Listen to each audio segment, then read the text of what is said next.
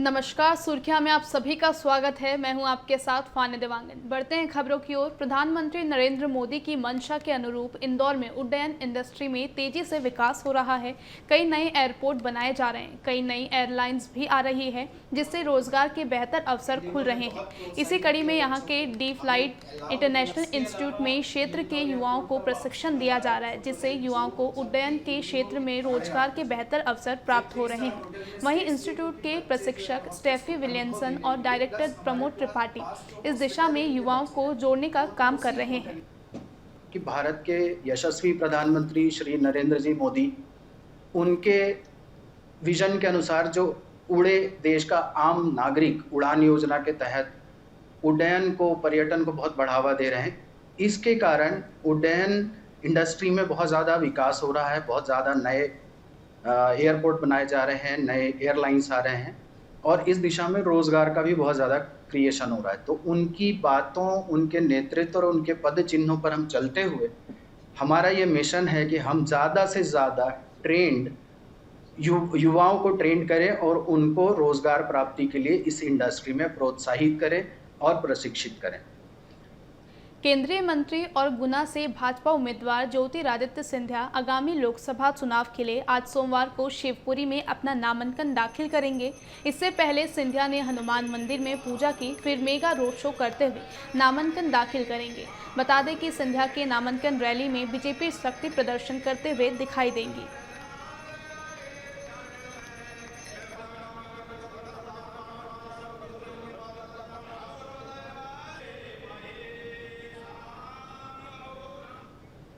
मध्य प्रदेश के कांग्रेस अध्यक्ष जीतू पटवारी ने काले धन और इलेक्टोरल बॉन्ड के मुद्दे पर केंद्र की बीजेपी सरकार को एक बार फिर घेरा है। जीतू पटवारी ने कहा है कि देश में भाजपा ने जिनको टेंडर और ठेके दिए हैं उन्हीं से 80% चंदा लिया गया है। ये काला धन नहीं है तो और क्या है? ये रिश्वत नहीं है तो क्या है? देश के प्रधानमंत्री देश को ये समझाने में असफल हुए कि ये इस तरह का चुनावी बॉन्ड जो करप्ट लोग थे, जिनको आपकी सरकार ने करप्ट घोषित किया, सीबीआई दी, ईडी दी, उन्हीं से आपने चंदा लिया। ये क्या है? ये देश को महसूस होता है कि ये काला धन नहीं है तो क्या है? आप ये बताओ, ये रिश्वत नहीं है तो क्या है?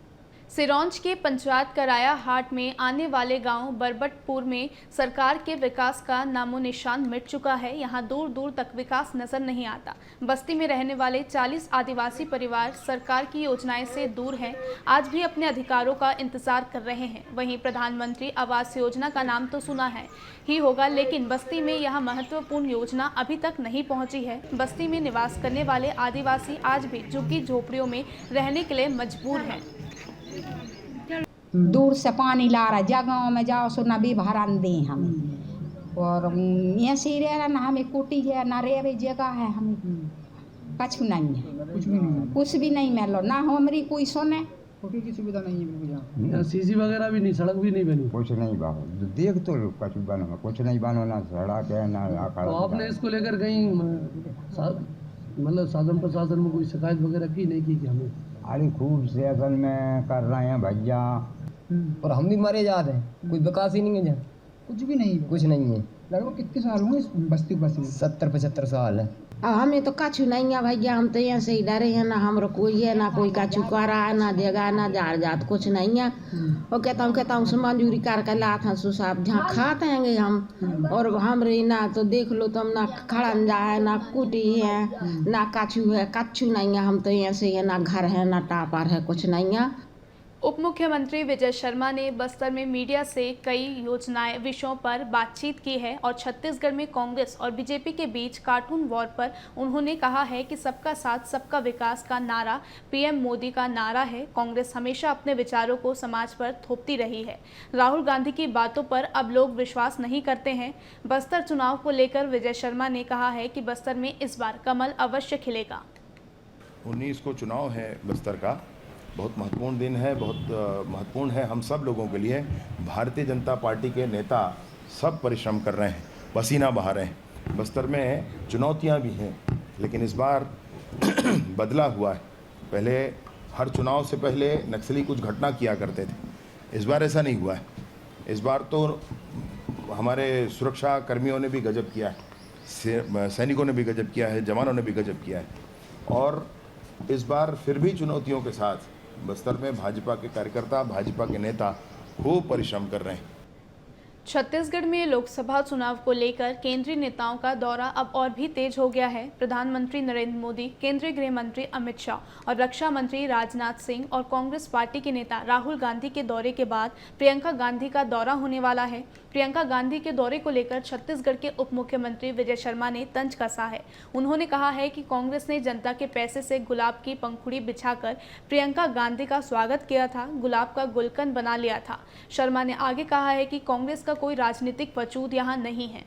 कांग्रेस वालों ने जैसे पूरी जनता के पैसे को लेकर के और कमल फूल के फूल बिछाए थे, उनके लिए गुलाब फूल की पंखुड़ियाँ बिछाई थी, फिर उस गुलाब फूल की पंखुड़ियों का उन्होंने गुलकंद बना लिया था, तो ऐसा फिर वो करेंगे।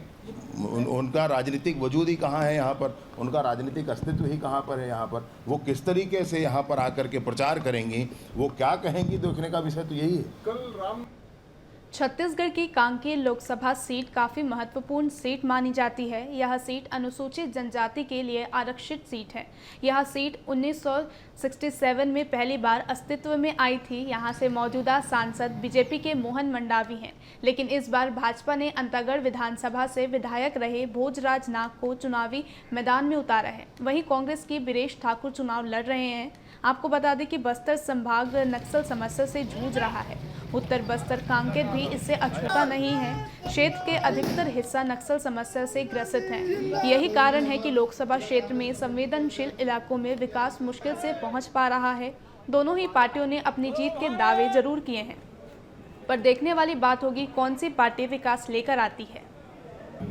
मुझे इस बात को बताते हुए बहुत खुशी हुई है कि 2019 में हमारी प्रदेश में हमारी कांग्रेस की सरकार बनी और उसी समय में 2019 में चुनाव लड़ा, लेकिन किसी कारणवश हम मजहब 5 से 6,000 चुनाव हार गए। लेकिन उसे खुशी इस बात की थी कि मैं 2019 के चुनाव हारने के बाद हमारे प्रदेश में कांग्रेस सरकार बना और मुझे सबसे बड़ा सौभाग्य मिला संगठन में काम करने। भारतीय जनता पार्टी ने मुझ जैसे व्यक्ति को प्रत्याशी बनाया है। निश्चित रूप से भारतीय जनता पार्टी आदरणीय नरेंद्र मोदी जी के नेतृत्व में बहुत बढ़िया काम कर रही है। पूरा नरेंद्र मोदी जी की लहर पूरे देश और दुनिया में बह रही है। नरेंद्र मोदी जी ने महिलाओं के लिए उज्ज्वला गैस योजना बनाई, मोदी जी ने किसानों के लिए किसान सम्मान निधि, प्रधानमंत्री आवास, ऐसे तमाम योजनाएं बनाई। आज छत्तीसगढ़ में भारतीय जनता पार्टी की सरकार है, यहाँ पे मोदी की गारंटी की योजना है। उत्तर प्रदेश के मैनपुरी लोकसभा सीट से समाजवादी पार्टी के उम्मीदवार डिंपल यादव ने नामांकन दाखिल किया है। नामांकन के पहले उन्होंने पार्टी के संरक्षक दिवंगत मुलायम सिंह यादव के स्मारक पर जाकर श्रद्धांजलि अर्पित की। वहीं नामांकन करने के बाद डिंपल ने कहा कि वो इस सीट पर अवश्य जीतेंगी। राजस्थान के पूर्व मुख्यमंत्री अशोक गहलोत ने चुनावी बॉन्ड को लेकर भाजपा को घेरा है। जयपुर में उन्होंने कहा है कि भाजपा ने ईडी, आईटी और सीबीआई का भय दिखाकर लोगों से पैसे लिए हैं, जांच एजेंसियों का दुरुपयोग करके चुनावी फंड जमा किए हैं। वहीं सुप्रीम कोर्ट के आदेश के बाद ही चुनावी बॉन्ड का दस्तावेज सामने आया है। इसमें पारदर्शिता कहा है। आरोप हम लगाते हैं, उसके जवाब देते नहीं वो। हम आरोप ये लगा रहे हैं, आपने इलेक्टोरल बॉन्ड जो है वो धमका करके, डरा करके, ईडी, इनकम टैक्स, सीबीआई का भय पता करके आपने इकट्ठे किए पैसे जबरदस्ती, और फिर वो केस खत्म हो गए ईडी, इनकम टैक्स के, जाना बंद कर दिया। मेन आरोप तो ये लगा रहे हैं, उसका जवाब दे नहीं रहे हैं। 8,500 करोड़ इकट्ठे कर लिए और उसका फिर सफाई दे रहे हैं। आप सफाई क्यों दे रहे हैं? सफाई देने नौबती क्यों आई है? इसलिए इश्यू बन गया देश के अंदर। ये एक्टर सलमान खान के घर के बाहर फायरिंग करने वाले 2 आरोपी पकड़े गए हैं। सोमवार देर रात मुंबई क्राइम ब्रांच ने आरोपी विक्की गुप्ता और सागर पाल को गिरफ्तार कर लिया है। मिली जानकारी के मुताबिक जांच के लिए दोनों को मुंबई जीटी अस्पताल ले जाया गया है। दोनों आरोपियों को मेडिकल जांच के बाद कोर्ट में पेश किया जाएगा। वहीं पुलिस के मुताबिक दोनों आरोपी लॉरेंस बिश्नोई गैंग में शामिल हैं। राष्ट्रीय जनता दल के नेता तेजस्वी यादव ने पीएम मोदी के बिहार दौरे पर तीखा हमला बोला है।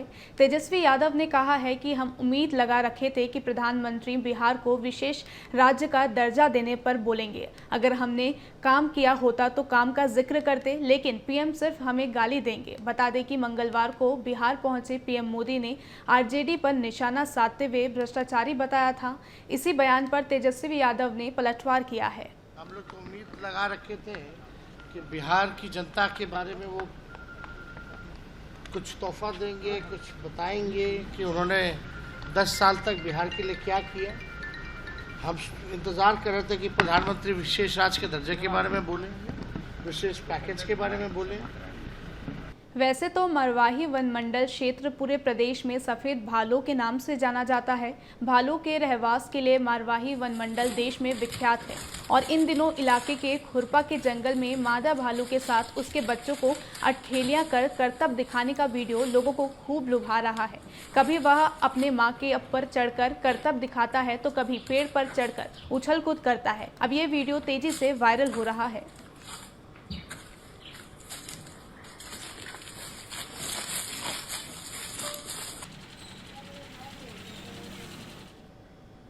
लोकसभा चुनाव के लिए प्रशासन ने तैयारियां कर ली है। नारायणपुर में मतदान दलों को चॉपर के माध्यम से उनके संबंधित मतदान केंद्र पर भेजा जा रहा है। 19 अप्रैल को पहले चरण का चुनाव होना है। 33 मतदान केंद्र में मतदान दल को हेलीकॉप्टर से भेजा जा रहा है। इलाके के संवेदनशीलता, नक्सली गतिविधियों और जीरो एरर को ध्यान में रखते हुए 4 हेलीकॉप्टर लगाए गए हैं।